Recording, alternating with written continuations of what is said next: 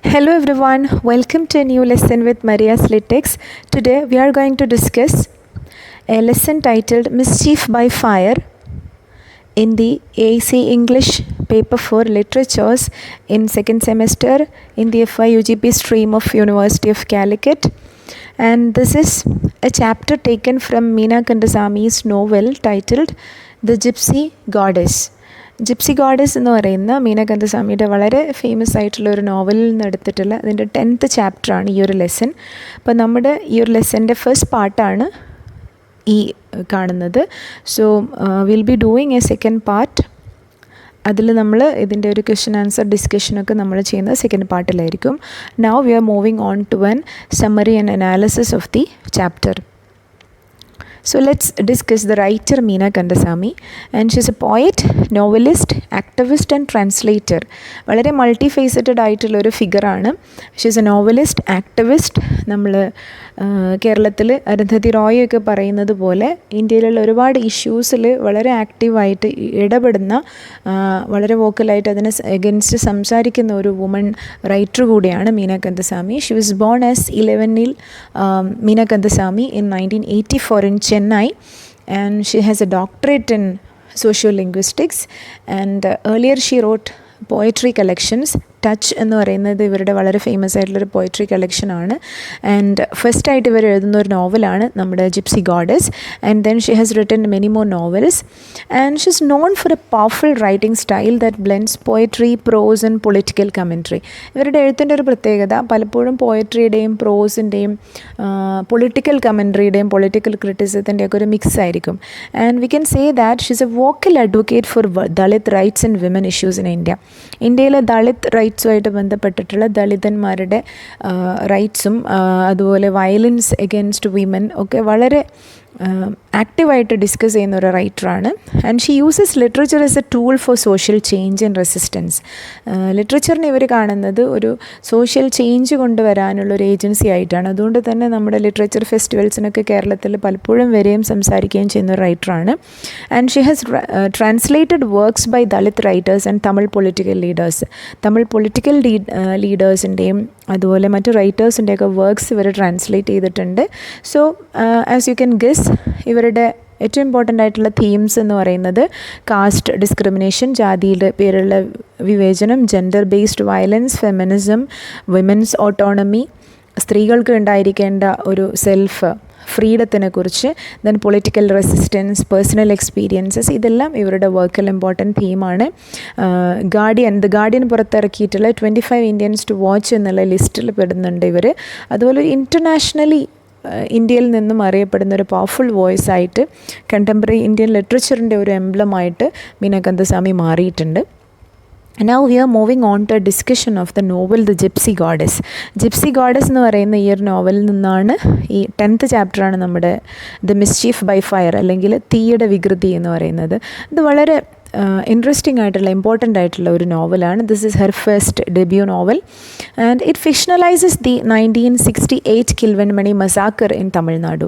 തമിഴ്നാട്ടിൽ 1968 December day massacre എന്നും ഇതിനെ അറിയപ്പെടുന്നുണ്ട്. കാരണം ഡിസംബർ 25 നടന്നിട്ടുള്ളത്. 44 ദളിത് ലേബറേഴ്സിനെ, വർക്കേഴ്സിനെ ജീവനോടെ ചുട്ടുകൊന്നിട്ടുള്ള ഒരു ഇൻസിഡൻ്റ് ആണ്. ഇന്ത്യയിൽ വലിയ കോളിളക്കം സൃഷ്ടിച്ചിട്ടുള്ള ഒരു ഇൻസിഡൻ്റ് ആണ് കിൽവൻമണി മസാക്കർ. കീഴ്വൺമണി മസാക്കർ എന്നും ഇത് അറിയപ്പെടാറുണ്ട്. ഇതിൻ്റെ ഒരു കോണ്ടെക്സ്റ്റാണ് ഈ ഒരു സ്ലൈഡിൽ ഡിസ്ക്രൈബ് ചെയ്യുന്നത്. ഇതിൻ്റെ ഒരു കോണ്ടെക്സ്റ്റ് എന്ന് പറയുന്നത് കുറച്ച് സാധാരണ പാടത്ത് പണിയെടുക്കുന്ന തൊഴിലാളികൾ കൂലി കൂട്ടി ചോദിച്ചതിൻ്റെ പേരിൽ അവിടെയുള്ള ലാൻഡ് ലോഡ്സും ഫാമേഴ്സും തമ്മിലുണ്ടായിട്ടുള്ള ഒരു ഇഷ്യൂ ആണ് ഇത്. കൂലി കൂട്ടി ചോദിക്കുക എന്ന് പറയുമ്പം they asked for a handful of rice more, കൂടുതൽ ഒരു ഹാൻഡ്ഫുൾ കൂടുതൽ, ഒരു പിടി അരി കൂടുതൽ ചോദിച്ചു എന്നാണ് പറയുന്നത്. സോ അവിടുത്തെ ഒരു കമ്മ്യൂണിസം അവിടെ ഒരു റൂട്ട്സ് വരുന്ന സമയമാണ്. അതുകൊണ്ട് കമ്മ്യൂണിസ്റ്റ് പാർട്ടിയിലുള്ള വർക്കേഴ്സിൻ്റെയൊക്കെ നേതൃത്വത്തിൽ ഇവർ കുറച്ചും കൂടെ കൂലി കൂട്ടി ചോദിച്ചു. പക്ഷേ അതിനോട് അവിടെയുള്ള ലാൻഡ് ലോഡ്സ് പ്രതികരിച്ചത് വളരെ ഡിഫറെൻ്റ് ആയിട്ടുള്ള രീതിയിലാണ്. അങ്ങനെ കമ്മ്യൂണിസ്റ്റ് പാർട്ടി മെമ്പറായിരുന്ന പക്രി സ്വാമി എന്ന് പറയുന്ന ഒരു വർക്കറിനെ ഈ ലാൻഡ് ലോഡ്സിൻ്റെ ആളുകൾ തട്ടിക്കൊണ്ടുപോവുകയും കൊലപ്പെടുത്തുകയും ചെയ്തു. അതിൻ്റെ പേരിൽ agricultural workers engaged in A collective protest, എല്ലാവരും കൂടെ മാർച്ചുകളൊക്കെ നടത്താൻ തുടങ്ങി. അപ്പോൾ ലാൻഡ് ലോഡ്സ് ഇവിടെ ഭൂമിയിൽ പണിയെടുക്കില്ല എന്നിവർ തീരുമാനിക്കുമ്പോൾ landlords imported labourers from other villagers, മറ്റ് വില്ലേജിൽ നിന്നുള്ള ലേബറേഴ്സിനെ ഇങ്ങോട്ട് കൊണ്ടുവരികയും ഇവർക്ക് പണിയില്ലാണ്ടാവുകയും, അപ്പോൾ വന്ന ലേബറേഴ്സിനെ ഇവിടെയുള്ള ഫാമേഴ്സ് ആക്രമിക്കാം എന്നുള്ള രീതിയിൽ വരുമ്പോഴേക്ക് അവർക്ക് പോലീസ് പ്രൊട്ടക്ഷനൊക്കെ കൊടുക്കുന്നു. ഈ ഒരു ഇൻസിഡൻറ്റിൽ ഗവൺമെൻറ്റും ബ്യൂറോക്രസിയും പോലീസും എല്ലാം ലാൻഡ് ലോഡ്സിൻ്റെ കൂടെയാണ് ഈ ഒരു ഹോൾ നോവൽ നമുക്ക് കാണാൻ പറ്റുന്നത്.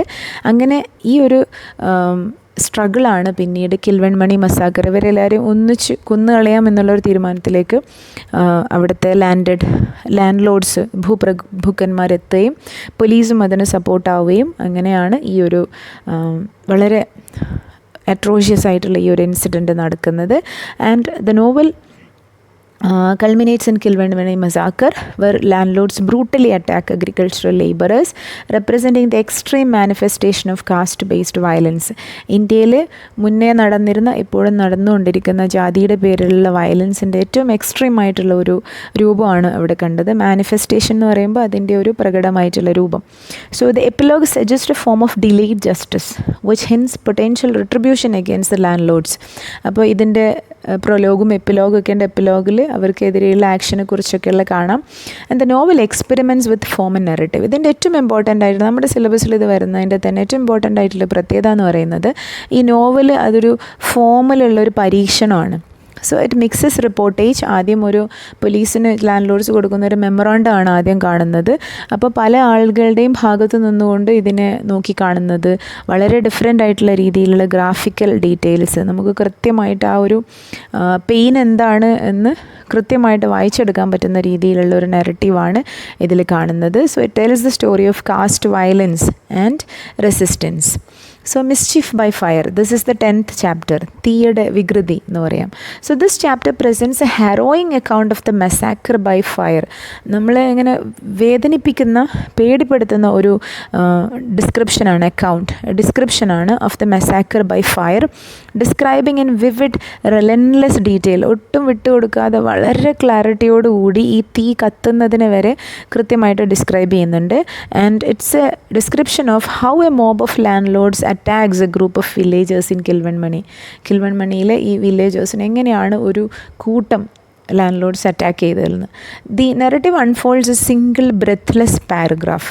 ഈ ഒരു ഹോൾ ചാപ്റ്ററിൻ്റെ ചെറുതാണെങ്കിലും ഈ ഒരു ഹോൾ ചാപ്റ്റർ ഒറ്റ സിംഗിൾ ബ്രെത്തിൽ ശ്വാസത്തിൽ പറയുന്ന പോലെ അത് ഇമിറ്റേറ്റ് ചെയ്തിട്ട് വരുന്നതാണ്. It mimics the chaos and horror of the event. അന്ന് അവിടെ നടന്നിട്ടുള്ള ഇൻസിഡൻസിൻ്റെ ഹൊററും ആകെ ബഹളവും ഒക്കെ ആ ഒരു പേടിയുമെല്ലാം നമുക്ക് കൃത്യമായിട്ട് റിഫ്ലക്റ്റ് ചെയ്യുന്ന ഒരു സിംഗിൾ പാസേജ് പോലെയാണ് ഈ ഒരു ചാപ്റ്റർ വരുന്നത്. The author uses the repeated phrase and to connect each terrible development. നടക്കുന്ന ഓരോ ആക്ഷനും പിന്നെ അടുത്ത അതിൻ്റെ ഒന്നുകൂടി വേഴ്സായിട്ടുള്ള പേടിപ്പെടുത്തുന്ന ഡെവലപ്മെൻറ്റിലേക്ക് അത് പോകുന്നത് ഒരു അൺസ്റ്റോപ്പബിൾ മൊമെൻറ്റം. പേടിച്ചിട്ട് ഒരാളത് നെറേറ്റ് ചെയ്യുന്ന ഒരു സ്പീഡാണ് നമുക്ക് കാണാൻ പറ്റുന്നത്. Through out the chapter the author uses A stream of consciousness style. ഒരാൾ മനസ്സിൽ നിന്ന് എടുത്ത് പെട്ടെന്ന് ഡിസ്ക്രൈബ് ചെയ്യുന്നത് പോലെ മിനിമൽ പങ്ക്ച്വേഷൻ മാർക്കൊന്നുമില്ലാതെ ആൻഡ് എന്ന് പറഞ്ഞിട്ട് കണ്ടിന്യൂ ചെയ്യുന്ന ഒരു അതിനോടുകൂടി ഇവരുടെ ഈ കത്തിക്കൊണ്ടിരിക്കുന്ന ശരീരത്തിൽ അനുഭവിക്കുന്ന വേദനയും കൂടെ ഒരു പ്രോഗ്രഷനാണ് നമുക്ക് കാണാൻ പറ്റുന്നത്. So let's move on to a direct summary. The chapter begins with approaching danger as the villagers become aware of the mob through shrill synchronized whistles piercing the cold night air and the rapid gunshots being aimed at moving targets. അപ്പോൾ ടെക്സ്റ്റിൽ ലൈൻസാണ് എടുത്തിട്ടുള്ളത്. ഒരു approach വന്നുകൊണ്ടിരിക്കുന്ന ഒരു ഡേഞ്ചറിനെ കൃത്യമായിട്ട് മനസ്സിലാക്കാവുന്ന രീതിയിലാണ്. അപ്പോൾ വില്ലേജേഴ്സിന് മനസ്സിലാവുന്നുണ്ട് ഈ ലാൻഡ് ലോഡ്സിൻ്റെ ആളുകൾ ഇവരെ ആക്രമിക്കാൻ പോവുകയാണ് എന്നുള്ളത്. അപ്പോൾ ഇടയ്ക്കുള്ള വിസിലുകളുടെ ഒച്ചയും ആളുകൾ അങ്ങോട്ടും ഇങ്ങോട്ടും വിസിൽ ചെയ്യുന്നതും അതേസമയം പുറത്തിറങ്ങുന്ന ഫാമേഴ്സിനെയൊക്കെയും ആരൊക്കെയോ വെടിവെച്ച് കൊല്ലുകയൊക്കെ ചെയ്യുന്നതിൻ്റെ ശബ്ദം ഇവർ കേൾക്കുന്നുണ്ട്. And the choice born of desperation and community solidarity tragically seals their fate. അപ്പോൾ ആകെ പേടിക്കുമ്പോൾ ഇവരെടുക്കുന്ന ഒരു തീരുമാനമുണ്ട്, അതാണ് ഇവരുടെ ഫെയ്റ്റ് ഇത്രയും ട്രാജിക് ആവുന്നത്. സോ സെൻസിങ് ഇമ്മിനൻറ്റ് ഡേഞ്ചർ, തൊട്ടടുത്ത അപകടം എത്തുന്നുണ്ട്. ഇമ്മിനൻറ്റ് മീൻസ് അത്രയും ക്ലോസ് ബൈ ഡേഞ്ചർ ഉണ്ട് എന്ന് മനസ്സിലാവുമ്പോൾ they make a critical decision to seek collective safety. എല്ലാവരും കൂടെ ഒന്നിച്ചൊരു സ്ഥലത്ത് ഇരിക്കാം, അതാണ് സേഫ് എന്ന് അവർ തീരുമാനിക്കുന്നു. And they decide to take shelter in Pappa and Ramayya's hut. പാപ്പയുടെയും രാമയുടെയും ഹട്ടിൽ എല്ലാവരും കൂടെ ഒന്നിച്ചിരിക്കാമെന്ന് തീരുമാനിക്കുന്നു. ബിക്കോസ് അവർക്കറിയാം സേഫ് അല്ല എന്ന്. എന്നാലും ഇത്രയും പേര് ഒന്നിച്ചിരിക്കുമ്പോൾ ആ ഒരു കളക്ടിവിറ്റിയിൽ തോന്നുന്നൊരു ധൈര്യത്തിന് വേണ്ടിയിട്ടാണ് ഇവർ അങ്ങനെയൊരു ഡിസിഷൻ എടുക്കുന്നത്. And this choice seals their fate, it's a reputation. അതായത് ഈ ഒരു തീരുമാനമാണ് ഇവരുടെ ഫേറ്റ് ഇത്രയും ട്രാജിക് ആക്കുന്നത്. So when the mob arrives and fails to break down the door, they resort to setting the hut on fire. അങ്ങനെ ഈ ഒരു ഹട്ടിൻ്റെ ഉള്ളിൽ ഇവരുണ്ട് എന്ന് അറിഞ്ഞിട്ട് ഈ ഒരു ആൾക്കൂട്ടം, അതിൽ ലാൻഡ് ലോഡ്സ് ഉണ്ട്, അവർ ഹയർ ചെയ്തിട്ടുള്ള ഗുണ്ടാസും എല്ലാവരും ഉണ്ട്. ഇവർ വന്നിട്ട് ഈ ഒരു ഡോറ് തുറക്കാൻ ശ്രമിക്കുകയാണ്. പക്ഷേ തുറക്കാൻ പറ്റാത്തപ്പോൾ അവർ തീയിടുകയാണ്. ആ തീയിനെ കൂട്ടാൻ വേണ്ടിയിട്ടുള്ള സാധനങ്ങളൊക്കെയും ഇവർ സ്റ്റാക്ക് ചെയ്ത് കൊണ്ടുവന്നിട്ടുണ്ടായിരുന്നു എന്നാണ് പറയപ്പെടുന്നത്. And the trapped villagers attempt to escape through the only exit. പിന്നെ ആകെ രക്ഷപ്പെടാനുള്ളൊരു വഴി ഇവർ അടച്ചു വെച്ചിട്ടുള്ള ഡോറ് പുറത്തുനിന്ന് ഈ വില്ലേജേഴ്സിൻ്റെ ലാൻഡ് ലോഡ്സിൻ്റെ ആളുകൾ കുറ്റിയിടുകയും അതിലൂടെ മാത്രമാണ് ഇവർക്ക് പുറത്ത് ഇറങ്ങാൻ പറ്റുള്ളൂ. But those who manages to get out are hack to death or pushed back inside. അപ്പോൾ ഈ വാതിൽ തീയിട്ടെന്ന് പറഞ്ഞപ്പോൾ വാതിൽ തുറക്കുമ്പം പുറത്തിറങ്ങുന്ന ആൾക്കാരൊക്കെയും മുന്നിൽ നിന്ന ആളുകൾ വാളുകൊണ്ട് വെട്ടിയിടുന്നുണ്ട് തീയിലേക്ക്, അല്ലെങ്കിൽ അവരെ ഉള്ളിലേക്ക് തന്നെ തിരിച്ചു കയറ്റുകയും ചെയ്യാണ്. സോ അവരവിടെ കിടന്ന് മരിക്കട്ടെ എന്ന് ലാൻഡ് ലോഡ്സിൻ്റെ ടീം ഡിസൈഡ് ചെയ്യാണ്. So one of the most heartbreaking moments occurs, ഇതിൽ ഏറ്റവും ഹാർട്ട് ബ്രേക്കിംഗ് ആയി തോന്നുന്നു നമുക്ക് വായിക്കുമ്പോൾ മനസ്സിലാവുന്നൊരു മൊമെൻ്റ് എന്ന് പറയുന്നത്, in desperation a mother throws her 1 year old son out of the burning hut. ഒരു വയസ്സ് മാത്രം പ്രായമുള്ള കുഞ്ഞിനെ ആകെ ആ ഒരു എന്താ പറയുക വിഷമം പിടിച്ച ആ ഒരു സിറ്റുവേഷനിൽ she is throwing the baby out. പുറത്തേക്ക് എറിയുന്ന ആ കുട്ടീനെ ഈ ലിയറിങ് മോബ്സ്റ്റേഴ്സ്, ബഹളം വെച്ചിട്ട് ആക്രോശിക്കുന്ന ഈ ഗ്യാങ്സ്റ്റേഴ്സ് ഇവർ പിടിച്ചിട്ട് ആ കുട്ടീനെ ചോപ്പ് ചെയ്യാണ് ഇൻറ്റു പീസസ് ആക്കി ചോപ്പ് ചെയ്തിട്ട് വീണ്ടും ഹട്ടിനകത്തേക്ക് തന്നെ എറിഞ്ഞു കൊടുക്കുന്ന ഒരു സീനൊക്കെ നമ്മൾ ബ്ലഡ് കേർഡ്ലിംഗ് എന്നൊക്കെ പറയില്ലേ, നമ്മൾ എന്താ പറയുക, ബ്ലഡ് അത്രയും കട്ടയായി പോകുന്ന, പേടി കൊണ്ട് വരച്ചു പോകുന്നൊരു മൊമെൻ്റാണ്. This horrific act marks a turning point in the narrative as the trapped villagers realise their inevitable fate. ഈ ഒരു ആക്ട് ഇവർ ചെയ്യുമ്പോൾ തന്നെ വില്ലേജേഴ്സ്, ഉള്ളിൽ കൂടിയിരിക്കുന്ന വില്ലേജേഴ്സിന് മനസ്സിലാവുന്നുണ്ട് ഇത് അവരുടെ ബറിയൽ പ്ലേസ് ആണ്, ഇവിടെ നിന്ന് അങ്ങോട്ടേക്ക് അവർക്ക് ജീവിതം ഇല്ല എന്ന് മനസ്സിലാവുന്നുണ്ട്. They would die anyway because it would not be as disastrous as living long enough to share this sight. അപ്പോൾ എത്രയും പെട്ടെന്ന് മരിക്കുന്നതാണ് നല്ലത്. കാരണം ഇതിനേക്കാളും ക്രൂരമായ ഒരു സീൻ അവർക്ക് ഇനി കാണേണ്ടി വരുവാണെങ്കിൽ അതിനു മുമ്പ് മരിക്കുന്നതാണ് നല്ലത് എന്ന് അവർക്ക് ഫീൽ ചെയ്യാണ്. So the chapter then describes in almost clinical detail the physiological process of death by fire. ഇനി അടുത്ത ചാപ്റ്ററിൽ വരുന്നത് ഒന്നുകൂടി ഹാരോയിങ് ആണ്. വായിക്കുമ്പോൾ നമുക്കിങ്ങനെ വായിക്കാൻ പറ്റാണ്ടാവുന്ന ഒരു മൊമെൻ്റ് ഉണ്ട്. വളരെ ക്ലിനിക്കൽ ഡീറ്റെയിൽസിൽ ഒരു ശരീരത്തിൽ തീ എന്തൊക്കെ വികൃതിയാണ് കാണിക്കുക എന്നാണ് കൃത്യമായിട്ട് പിന്നീട് ഡിസ്ക്രൈബ് ചെയ്യുന്നത്. The text reveals the progression of suffering. ഒരു ശരീരം അനുഭവിക്കുന്ന വേദനയുടെ ഒരു കൂടി വരുന്നൊരു പ്രോഗ്രഷൻ ഉണ്ട്. അപ്പോൾ അതിൽ നിന്നുള്ള കുറച്ച് കൊട്ടേഷൻസ് ആണ് കൊടുത്തിട്ടുള്ളത്. Their vocal cords have scorched and closed and suddenly inhalation itself is injury. ഇവരുടെ വായുടെ അകത്തുള്ള വോക്കൽ കോഡ്സ് എല്ലാം ഇങ്ങനെ തീയിൽ സ്കോർച്ചായി പോവുകയും ക്ലോസ് ആയി പോവുകയും ശ്വാസം എടുക്കാൻ ബുദ്ധിമുട്ടാവുന്നു. And when they are bathed in blisters making touch their greatest trauma. പിന്നീട് തീ ഇങ്ങനെ ശരീരത്തിൽ കത്തിപ്പടരുമ്പോൾ പൊള്ളച്ച് വരുന്ന ബ്ലിസ്റ്റേഴ്സിനെയാണ് പിന്നീട് കാണിക്കുന്നത്. Then the narrative unflinchingly portrays how their blood begins to boil. അടുത്തൊരു സ്റ്റേജിൽ എങ്ങനെയാണ് നമ്മുടെ വെയിൻസിനകത്തുള്ള ബ്ലഡ് ഇങ്ങനെ തിളച്ച് വരുന്നതെന്നും അതെങ്ങനെ സ്കിന്നിലൂടെ it oozes out of through every pore and sometimes steering the skin to force its way out. അപ്പോൾ ഉള്ളിൽ നിന്ന് തിളച്ച് വരുന്ന ഈ ബ്ലഡ് പിന്നീട് ഓരോ രോമകൂപത്തിലൂടെയും പുറത്തേക്ക് ഒഴുകുകയും അങ്ങനെ വളരെ ഗ്രാഫിക്കായിട്ടാണ് ഈ detailing. The description continues with how muscles lose mass. പിന്നീട് എങ്ങനെയാണ് നമ്മുടെ മസിലിൻ്റെ മാസ് ലൂസ് ചെയ്യുന്നതും മസിൽസ് ഫ്രീ ആയിട്ട് ഫ്ലെക്സ് ചെയ്യുന്നതും in their own free will and arching joints into pyramids. അങ്ങനെ നമ്മുടെ ശരീരം ഇങ്ങനെ ഷ്രിങ്ക് ചെയ്തിട്ട് പിരമിഡൽ ഷേപ്പിലായി പോകുന്നതും and the dying dance after their death. അപ്പോൾ ഒരാളുടെ ജീവൻ അങ്ങ് വെടിഞ്ഞ ശേഷം ആ തീയിൻ്റെ ശരീരത്തിലുള്ള ഒരു വൈൽഡായിട്ടുള്ള ഡാൻസ് എന്നൊക്കെയാണ് ഇതിനെ ഡിസ്ക്രൈബ് ചെയ്യുന്നത്. And in the ending of the chapter the shows the morning after this after math. അങ്ങനെ ഓരോ ശരീരത്തിലെയും ബ്ലഡ് ഇങ്ങനെ തിളക്കുന്നതും എല്ലുകൾ പൊട്ടുന്ന ശബ്ദം പുറത്ത് കേൾക്കുന്നതും ഈ ഒരു രീതിയിലുള്ള ഡിസ്ക്രിപ്ഷൻ നമുക്ക് മേല് പുളിച്ചു പോകുന്നൊരു ഡിസ്ക്രിപ്ഷനാണ് നമുക്ക് ഈ ഒരു ചാപ്റ്ററിൽ കാണിക്കുന്നത്. So the morning after the day reveals the aftermath as the officials arrive to document the tragedy. അപ്പോൾ അതുവരെ പോലീസ് പ്രൊട്ടക്ഷനിലാണ് ഈ ഒരു ഹട്ട് നിന്ന് കത്തുന്നത്. പക്ഷേ പിറ്റേന്ന് രാവിലെ ഡ്യൂലി ഒഫീഷ്യൽസും ബ്യൂറോക്രസിയും എല്ലാവരും അവിടെ അപ്പിയർ ചെയ്യുന്നു. കാരണം കണക്കെടുക്കാൻ വേണ്ടി. They wanted to document the tragedy. The police can pick up the pieces to match the mangled body parts. അപ്പോൾ ഇങ്ങനെ തുണ്ടമായിട്ടുള്ള ബോഡി പാർട്സൊക്കെ ഐഡൻറ്റിഫൈ ചെയ്യാനുള്ള അറ്റംപ്റ്റാണ് നടക്കുന്നത്. And an accurate head count of the dead, കൃത്യമായിട്ട് എത്ര പേര് മരിച്ചു എന്നുള്ള ഡെഡ് കൗണ്ട് എടുക്കണം. And who have grown shorter in stature. അപ്പോൾ സംഭവിച്ചിട്ടുള്ള തീ കത്തിക്കഴിയുമ്പോൾ മനുഷ്യന്മാരുടെയൊക്കെ ഹൈറ്റ് വരെ കുറഞ്ഞു പോയിട്ട് സ്റ്റംപ്ഡ് ഫിഗേഴ്സായിട്ട് നിൽക്കുന്നു. ഇൻ വൺ ഫിയറി നൈറ്റ്, അപ്പോൾ ഒരൊറ്റ രാത്രി കൊണ്ട് പൊക്കം കുറഞ്ഞു പോയ മനുഷ്യരായിട്ട് അവർ മാറുകയാണ്. And that left them as indistinct as roasted rats.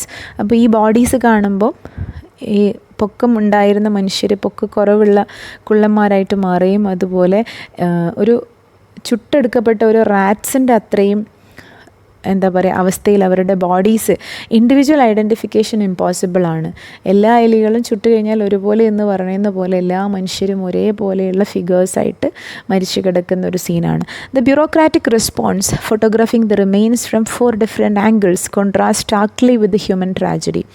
അപ്പോൾ ഡ്യൂലി മീഡിയയും ആളുകളും വന്നിട്ട് 4 ആംഗിളിൽ നിന്നുള്ള ഫോട്ടോ എടുക്കൽ അന്ന് നടന്നിട്ടുള്ള ഒരു ഹ്യൂമൻ ട്രാജഡിയുടെ ഡിസ്ക്രിപ്ഷനുമായിട്ട് സ്റ്റാർക്കായിട്ട് വളരെ ഷാർപ്പായിട്ടുള്ള ഒരു കോൺട്രാസ്റ്റാണ് ഉണ്ടാക്കുന്നത്.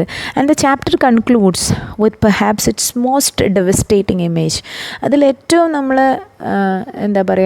വിറപ്പിക്കുന്ന തകർത്ത് കളയുന്ന ഒരു ഇമേജ് എന്ന് പറയുന്നത് it's A picture perfect portrait of A dead family with cracks on the small child skull. അപ്പോൾ ഒരു പിക്ചർ പെർഫെക്റ്റ് ഒരു ഫാമിലിയുടെ ഒരു പിക്ചർ ഉണ്ട് അവിടെ. അതായത് ഒരു കുട്ടിയുടെ തലച്ചോറിലുള്ള ഒരു ക്രാക്സ് ഇങ്ങനെ കൃത്യമായിട്ട് കാണുന്നത്. ഇത് കണ്ടാൽ it resemble a spider web and his brain is spilling out. അതിനകത്തുനിന്ന് ബ്രെയിന് സ്പില്ല് ചെയ്ത് പുറത്തേക്ക് ചാടിയിട്ടുണ്ട്. In all pink and soft and squishy. And നമ്മൾ തലച്ചോറ് പുറത്ത് ചാടുന്ന ആ ഒരു സീനാണ് അവിടെ ഡിസ്ക്രൈബ് ചെയ്യുന്നത്. And nearby his mother kneels with another infant. തൊട്ടടുത്ത് ആ കുട്ടിയുടെ തൊട്ടടുത്ത് ഒരു അമ്മ മുട്ടിൽ നിൽക്കുന്നുണ്ട്. With another infant clutched her breast. ആ മരിക്കുന്ന ആ ഒരു മൊമെൻറ്റിലും ചെറിയ കുട്ടിയെ അവളുടെ നെഞ്ചോട് ചേർത്ത് പിടിച്ചിട്ട് അമ്മ in one tight embrace. And it appears that all the 3 of them have been stilled into this posture. ഈ 2 കുട്ടികളും അമ്മയും കൂടി ആ ഒരു നിൽപ്പിൽ തീ കത്തി മരിച്ചു പോകുന്ന ആ ഒരു പോസ്റ്റർ കാണുന്നു. As if they were begging for life.